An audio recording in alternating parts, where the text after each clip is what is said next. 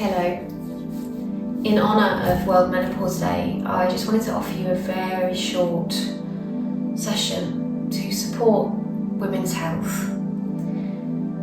Obviously this little excerpt from a class is really aimed at people who are going through menopausal issues, challenges, or maybe absolutely loving it. I mean, it happens, and I really celebrate that. But it's gentle yoga that's available for anybody who's looking for a little bit of rest and relaxation and self-love. So before I get started, I just wanted to recommend a book which I typically like to buy for girlfriends of a certain age who won't be offended. I think my husband bought me this for Christmas, but I have to say it was on my list. Had he bought it for me and I hadn't asked for it, I wouldn't have been very impressed. So the book is called Haggitude and it's by Sharon Blackie, and it is described as a book for all the wild women. It is, mind-blowing. It completely changed my mindset about maturing, about my body, my mind, my soul, the whole package. And it really opened my eyes to what was kind of going on with me. So I'm 45, definitely well into perimenopause, and I've struggled with things. Ultimately I've realised it's anxiety and insomnia, which was brought on by the anxiety, but it was expressing as rage, and so I just thought I was becoming very intolerant and snappy, and I couldn't understand what was happening to me. It was anxiety, and I'm now supporting that in many different ways. But I just wanted to read you from the very first chapter of this book, which is called The Alchemy of Menopause, The Fire and the Furies. When I look back to the early years of my menopause, what I remember most is a quality of experience that resembled British journalist Suzanne Moore's description of her own. I don't really have the mood swings that some talk about. I have just one mood: rage. And that fast-flowing, turbulent river of rage seething under the surface of my calm and sorted everyday persona, rage which sometimes I just couldn't find a way to contain, was more petrifying than empowering for someone who had never been allowed to express it as a child. Now, if I read nothing else in this wonderful book, which I have read many times and now want to read again, just reading that alone was pretty life-changing for me, because it really resonated. I also do want to address the fact that I think as women we have a lot to be angry about, and I am not in the business of trying to suppress rage or anger or hurt. That's not what I'm trying to do. Sometimes we feel rage because we've been wronged as an individual, as a sisterhood, as a world. We've been wronged, and there's a reason and a right to feel angry. Sometimes we feel rage because we're grieving, or we're anxious, or there's something else going on. Rage, anger is often, not always, but is often not the primary emotion at play. And so I'm not looking to suppress that in myself or in you or anybody that I'm teaching or spending time with. But what we don't want to do is allow, as that expression isn't there about holding on to resentment, holding on to anger is like poisoning yourself and expecting the person you're angry with to suffer. Or it's like walking around with a hot coal in your hand, like the only person that it's hurting is you. Although I beg to differ, because actually I think, when we live in a family, when we live with other people and we're around other people do suffer if we're not in balance. So, enough talking. We're just going to go through a very short, very gentle routine just to find a little bit of balance. It is not menopause specific, it is not female specific by any means. So if you're still here and you don't resonate with being menopausal and you still want to enjoy a little bit of gentle yoga, then come along for the ride, you're so welcome. So we will start laying down on the mat with the legs in a tent position. So soles of the feet are on the mat, palms of the hands are facing upwards. And we're just going to breathe into the belly here. So we can make the Yoni Mudra, and the Yoni Mudra looks like this. So thumbs together, 4 fingers together. The rest of the fingers are just gently curled. And then we're going to place the Yoni Mudra on the belly where the womb space is. So I'm saying womb space. It doesn't matter whether there's a womb there or not, whether there was ever a womb there or not. And actually, I've found it more comfortable to release the fingers there. So you can do that. Just lay the hands flat, just having the thumbs and the 4 fingers touching. And closing down the eyes if that feels okay. And just breathing into this mudra, into this hand gesture. Feeling the belly rise and fall. And focusing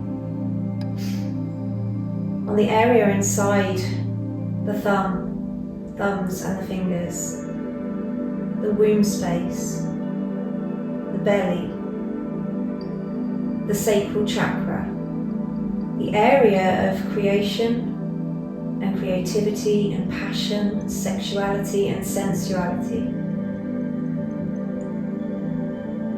And if there's trauma relating to this area, just breathe in empathy,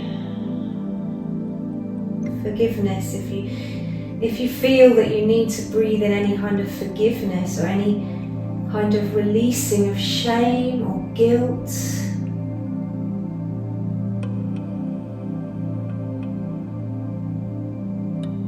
anything that you need to kind of counter any trauma that you're holding there.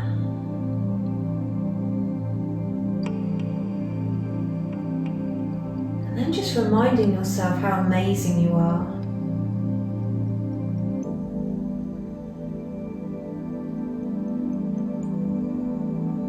You could go as deep as the womb. If there's no womb, then thinking of the energetic womb. So by that I mean the place inside you that sparks the creativity and nurturing the warmth.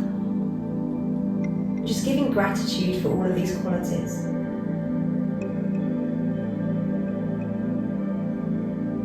For all of the life that's begun there. And we're not just talking about fertility here, not at all. We're talking about ideas, about passions,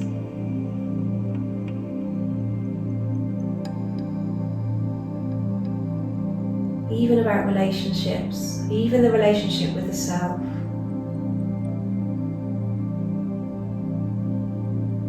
And now just releasing that mudra and moving the hands a little bit further up, so maybe over the tummy button slightly, just further up onto where you'd think of as the belly.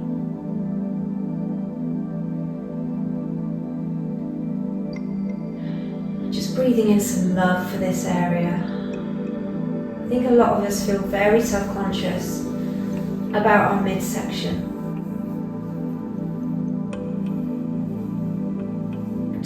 Too full, too thin, too many hairs, too many stretch marks, all these problems.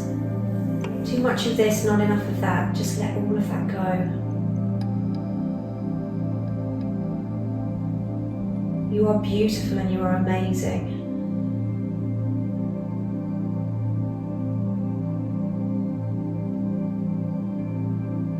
Your body supports you in the best way it can every single day with things that you don't even have to pay attention to.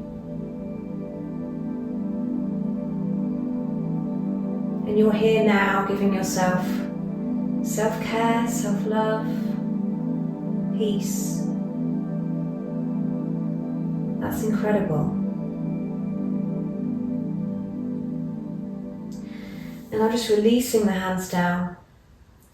And on an inhale, we're going to float the hands up and over the head. And on an exhale, we're going to bring the right knee up onto the chest. Give it a little squeeze. Inhale to release. Exhale to squeeze again. Just continuing with your breath here. Just gently waking up the hip. Giving the internal organs a little bit of compression. And now floating the right leg up towards the ceiling. We don't need to worry about having a straight leg here. Just taking some ankle rotations. Easing out any tension in the ankles. This is really good if you're suffering with any kind of water retention or swelling in the ankles. And now back in the other direction.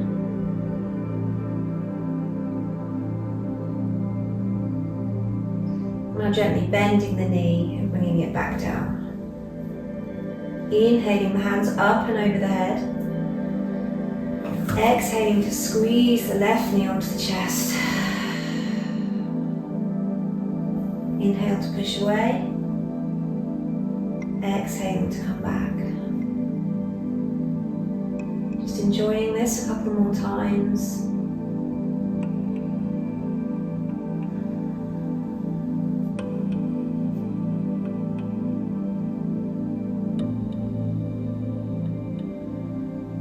And then on the next inhale, we're going to lengthen that left leg up into the sky.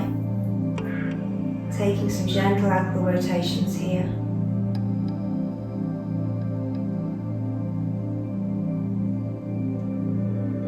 And then back round the other way.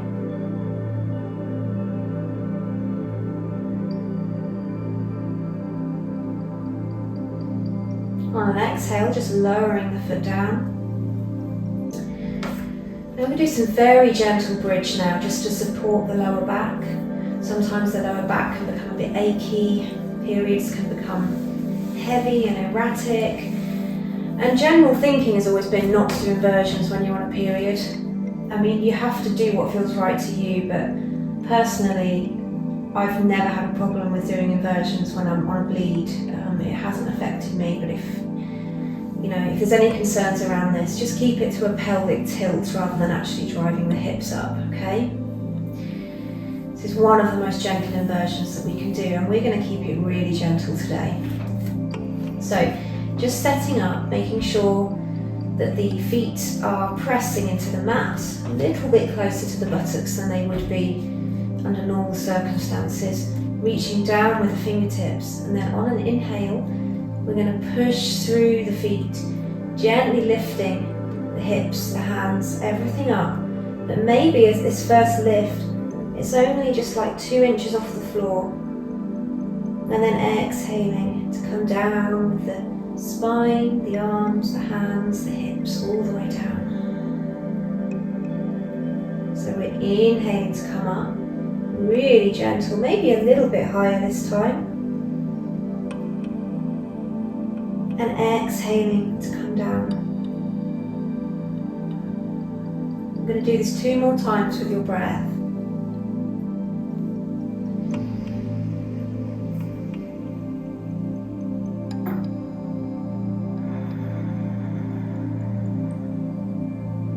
And on the final lift, if you feel like you'd like to stay there,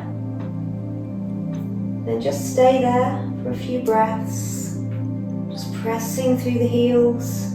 But whenever you do decide to come out of it, we're going to immediately gather the knees up onto the chest when we come down with the hips.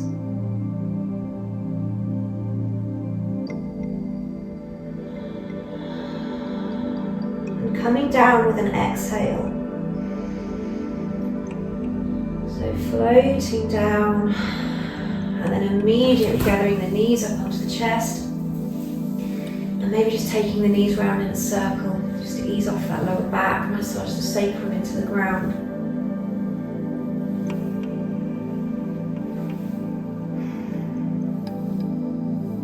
Now we're going to come into some sideways twists now. So if you know you can do this with the legs lifted, then keep the legs as they are. If you want to start off more gently, then we can bring the soles of the feet to the mat. And then we're going to take the arms out long at shoulder height, palms facing upwards, nice and relaxed here. And on an exhale, just allowing the knees to drop to the right, gazing over left shoulder towards left fingertips. And once you're here, you may feel the need to make it a little stronger, or you may like to ease off a little bit. You can straighten the legs, you can bring the knees higher to make it that bit stronger. Experiment a little bit with the hand position on the left. So if there's any tension in the shoulder and it's not quite touching the floor, maybe just bringing the left hand a little bit lower, reducing the angle between the hand and the body could make this a bit more comfortable for you. Just breathing here into the left intercostal area, the left lung. Feeling that expansion in the left side of the body.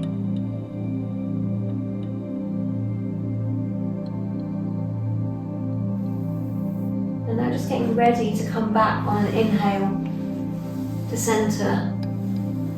Coming back to your center. And then exhaling to bring the knees down to the left. Looking towards the right fingertips, and again just working out what you need from this pose. Maybe you'd like it to be stronger, maybe you'd like it to be so comfortable you can fall asleep. Breathing into the right lung, the right rib area, making lots of space here.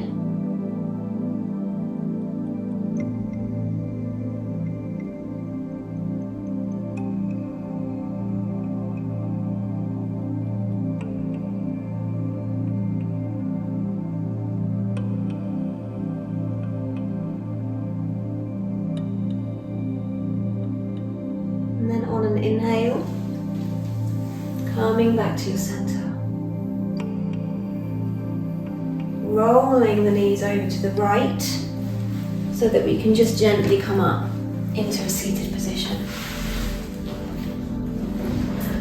And at this point, if you've got a cushion or a pillow or anything at all that you'd like to sit on, it might be a nice time to use that. Just coming into a comfortable seat. Nice straight spine. And we're just going to enjoy some pranayama. I call this pranayama floating prayer. So we're going to begin with the palms together, thumbs roughly at the sternum. And as we inhale, we're going to float the right hand out towards the right. Top of the breath it lengthens, and then exhaling to float back in. Very fluid, very slow, moving the head to follow. And then inhale with the left hand, floating the arm out. And exhale to come back to center. We're just continuing this with your breath.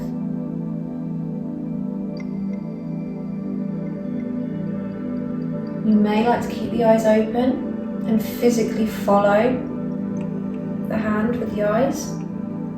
You may like to go inward and close the eyes, still moving the head with the hands.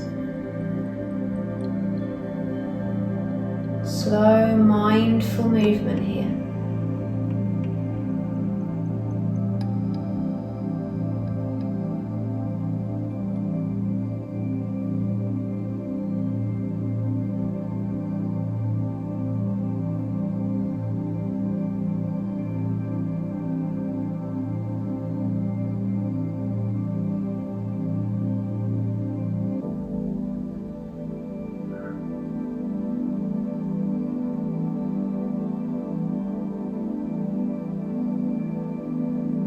When you come to the end of the next round,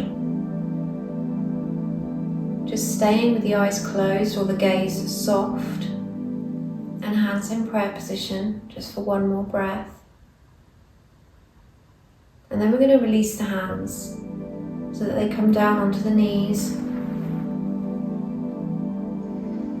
And at this point, I invite you to either come down into Savasana, so laying on your back, or you could come down into a tent position, or just cuddle up with a blanket, or of course stay seated while I guide you through a visualization.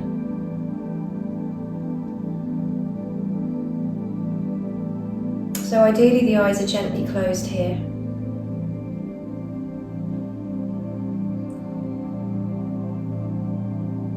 And just taking some time to really find comfort, somewhere you can stay for the next 5 to 10 minutes. And just tune into my voice, tune into your breath.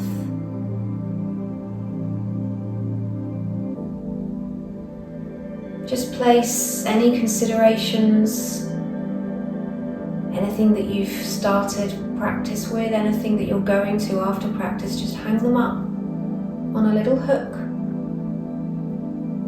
just at the side of you. You don't need them right now. They'll be there for you to pick up when we finish if you really need to.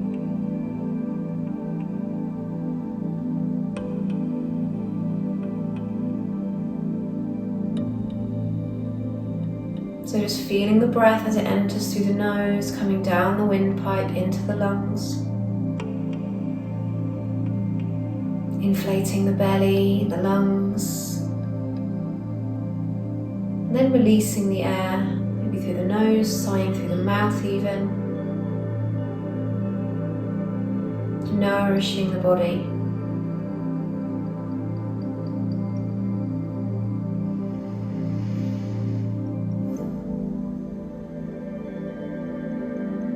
And taking your thoughts to a place, a safe place.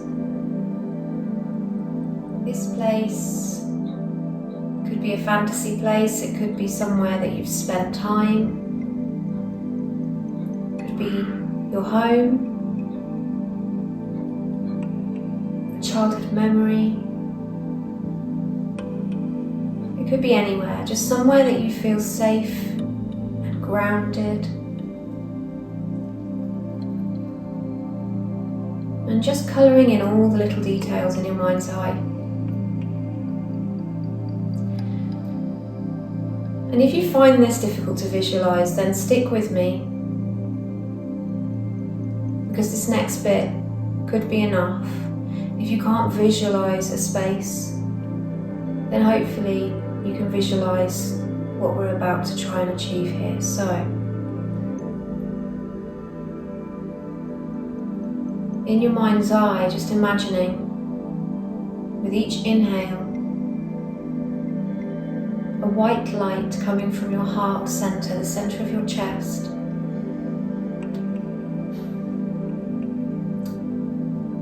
And as you notice this white light, you realize that with every inhalation, it grows. It grows in radiance and it grows in size.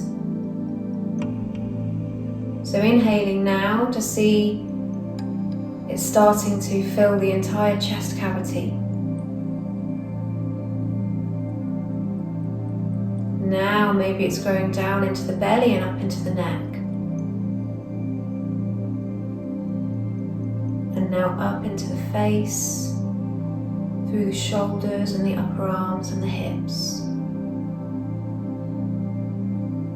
And now further still, up to the top of the head, the forearms and the hands and the thighs.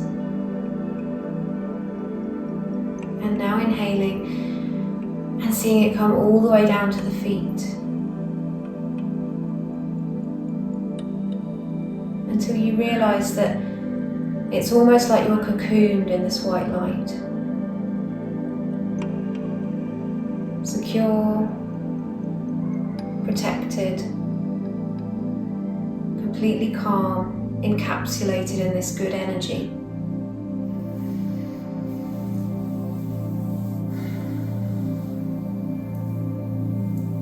And now taking a look in the space around you and becoming aware that you can see a slightly older version of you.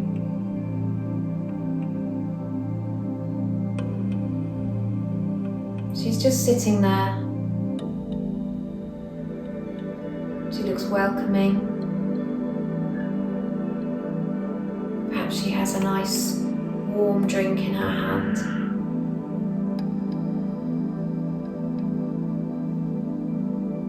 And it's just obvious to you that you would be more than welcome to go and spend some time with her. So perhaps moving closer to her,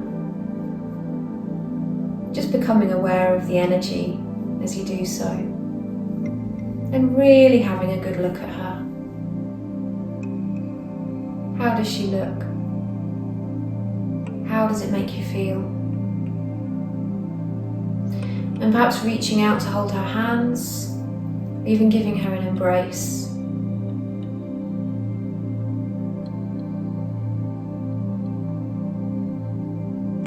And just an invitation to just spend some time here with her. And I'm going to be silent. But before I become silent, just offering you some suggestions. So she may like to give you a gift. And if she gives you a gift, just receive that gift with gratitude, whatever it is. You may have questions for her. You may like to ask her what her role is. What lessons does she have for you today? Anything that you can think of. She may answer you, or she may feel unable to. Or it may just be enough to just spend time here in her presence. She's your inner wise woman.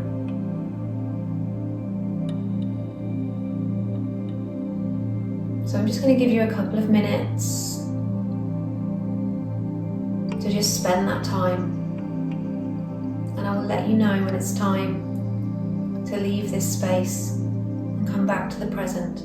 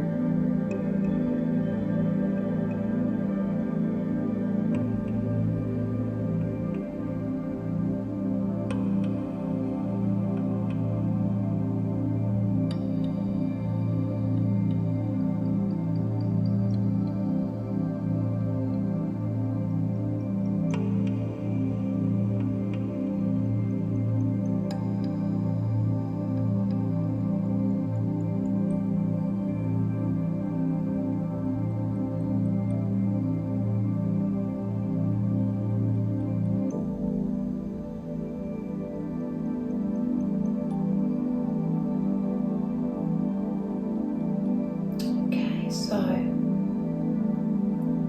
just taking a moment to thank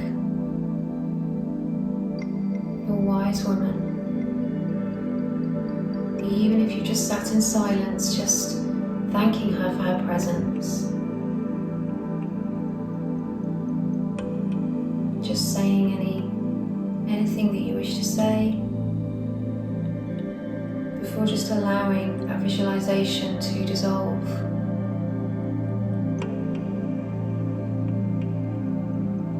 And coming back to the white energy surrounding you, cocooning you.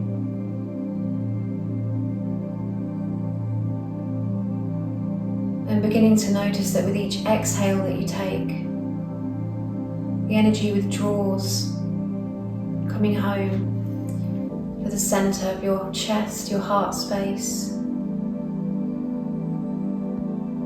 So maybe over the course of 5 or 6 breaths, just visualizing it as it kind of zooms in, becomes smaller and smaller. Going down and down, smaller and smaller, until it's right inside the heart chakra, sometimes described as a flame in a windless place. Just knowing that that energy is there.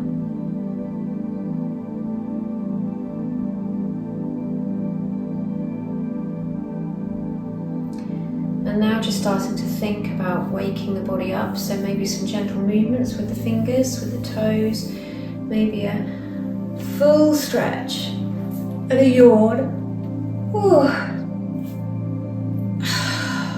And then gently flickering open the eyes. So I hope that you've enjoyed this very gentle little session today. I, again, wholeheartedly recommend Haggitude by Sharon Blackie to go on your Christmas list, maybe. I would not recommend buying it for people who aren't ready for it, because, yeah, they might take offence. Although, honestly, just one of the best books I have ever read. And I plan to read this again. I am also hoping to undertake some specialist menopause yoga training in the near future. Something that, you know, as I'm entering that stage of life myself, seems like a very reasonable thing to be doing. So watch this space for that. Yeah, I am a trauma-informed yoga practitioner, and I teach in the community on Tuesday evenings currently at the Midwives Circle and Wellness Centre in Kettering. It's open to everybody. Some people think that because it says Midwives Circle it's only for pregnant people, and that's not the case. It's a gorgeous venue for all kinds of wellness activities. So that's on a Tuesday evening. On a Thursday evening I'm at the wonderful Breathe In Space yoga studio in Kingsthorpe. On Saturday mornings at 10 o'clock I'm at the amazing Pod in Burton Latimer. All of these places are heart-led, and by that I mean they have been built and they are run by people who genuinely care about wellness. And we all need to make a buck, don't we? They're all businesses, they all need to succeed, but it's like that isn't their primary focus. And it's so important for me to be working in venues and with people like that, because that's exactly where my head is as well. In addition to that, I do offer one-to-one yoga sessions and courses of yoga for anybody that doesn't want to work on a one-to-one or a one-to-two basis. My classes generally are quite small because I do like to keep it that way, and very, very gentle. So yeah, if you enjoyed practicing with me today, I'd love to see you at class sometime soon. You can check it all out on the website, sjholisticyoga.co.uk. But thank you for joining me today, and yeah, as with anything, if you are struggling with anything at all, but specifically your cycles or menopausal issues, please do not suffer in silence. Please do support yourself and find others that can support you. Thank you. Namaste.